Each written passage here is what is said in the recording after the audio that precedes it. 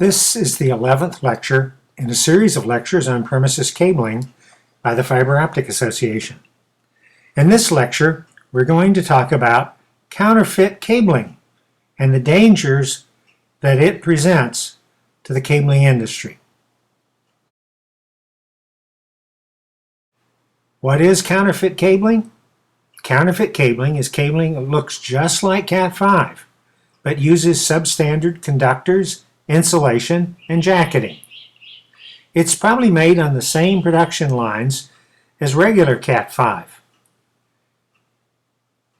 but it may not meet the performance standards that are required for Cat5. It may have too high a resistance for power over Ethernet, and it may be a fire and smoke hazard.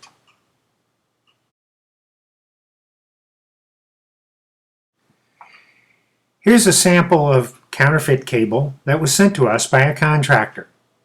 The box is a plain white box with no manufacturer or importer data on the box. It has a UL logo but no registration number. And if you look at the cable, you find the same thing. It says it's UL and TIA, EIA certified cable, but it has no registration numbers. Here's a closer look at the box. You can see it's plain white box, no identification of the manufacturer, and the UL logo is the old style logo.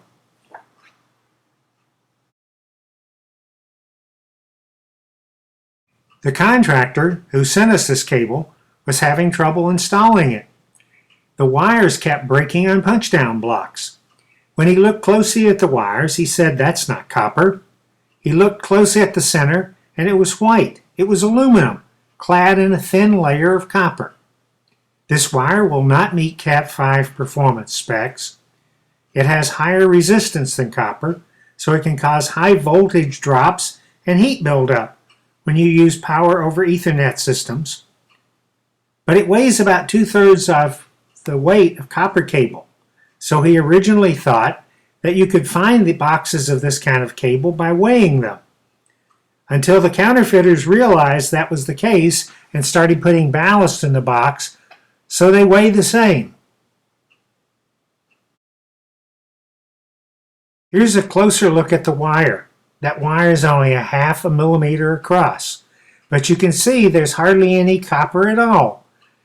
It's almost all aluminum with the thinnest layer of copper on the outside. That's not what Cat5 is supposed to be.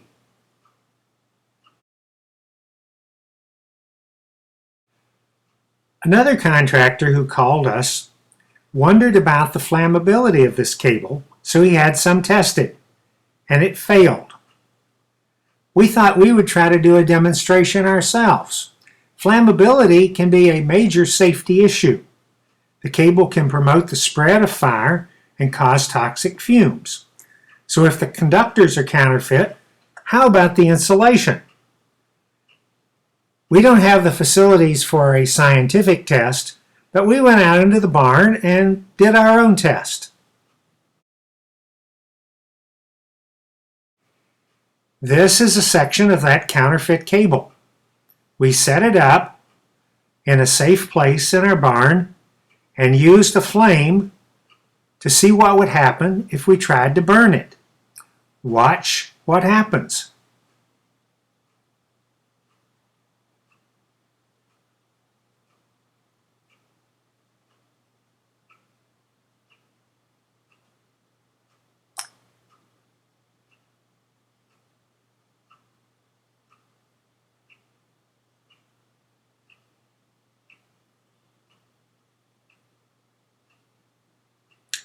What you can't smell is the toxic fumes that this burning gave us.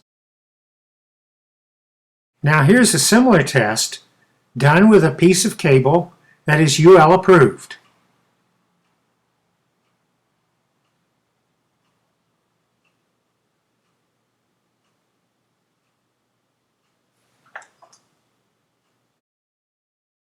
We captured frames from those two videos so you could see the peak burning for the counterfeit cable on the left and the real cable on the right.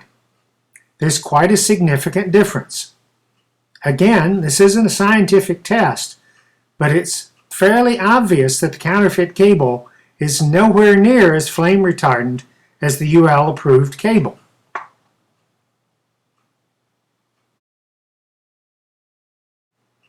How do you avoid getting counterfeit cable? Well, first of all, buy from reputable vendors who know where their cable comes from. Don't buy cable in unmarked boxes. If it doesn't say who the manufacturer is and where it was manufactured, it may well be counterfeit. Check the UL and ETL websites. You can check those for registration numbers to see if they're real or if they're counterfeit. And look at a sample of the cable magnified and see what the conductors look like. Particularly for Cat 5, there's a lot of cable around that is copper-coated aluminum or even copper-coated steel.